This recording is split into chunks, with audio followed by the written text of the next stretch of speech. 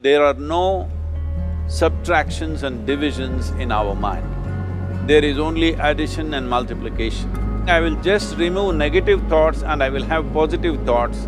All the best, it's not going to work. It's just that you need to pay little attention as to how it functions. You will see there is a distinction between what is you and what you have gathered.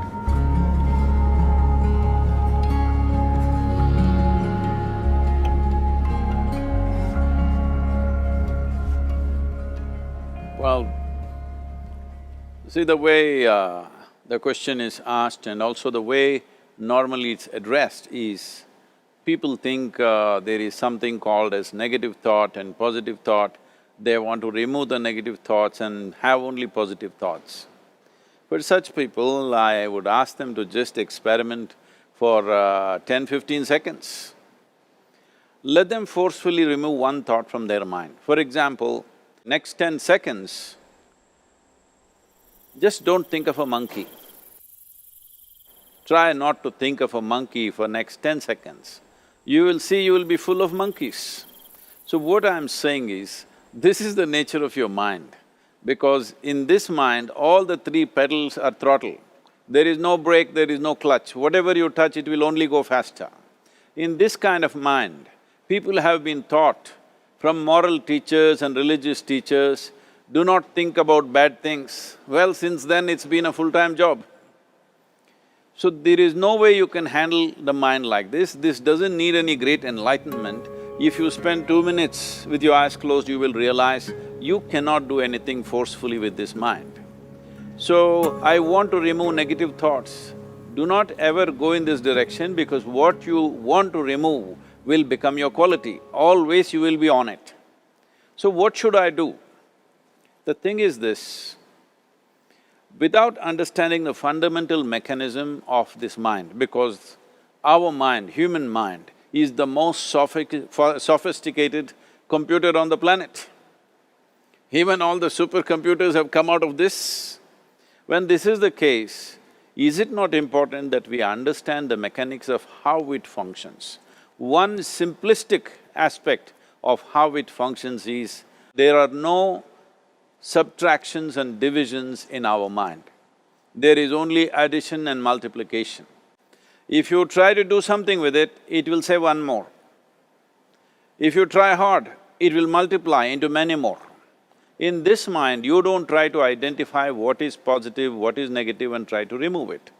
First of all, one needs to understand, this mind of yours, this body of yours is supposed to serve you. The life that you are is important. Body and mind are vehicles that must serve us.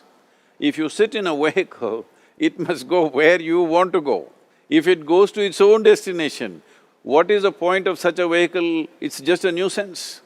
Right now, most human beings are unfortunately experiencing this fantastic possibility of human mind as a nuisance, as a troublesome thing.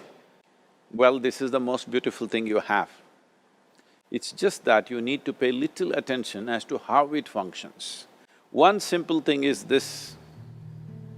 First and foremost process is, that's why we put out this process called Isha Kriya. This is to distance yourself from your physiological and psychological process. There is something called as you which exists. This is not a composite of all your thoughts and emotions and physiological processes. Beyond that, there is you. If you close your eyes, even if you cannot see anything, you're still there. It is through the window of your eyes that you're looking out, but if you close your eyes, it doesn't mean that you don't exist, you still exist. So beyond your thought, you still exist, beyond your emotion, you still exist. So that you, the life that you are, this has to come into your experience. Why is it that you're not allowing that to come into your experience, which is the most significant aspect of who you are? Who you are right now, the most significant aspect is, you and me are alive right now, this is it. What I'm thinking, what you're thinking is not the important thing. We are alive right now, that is the important thing.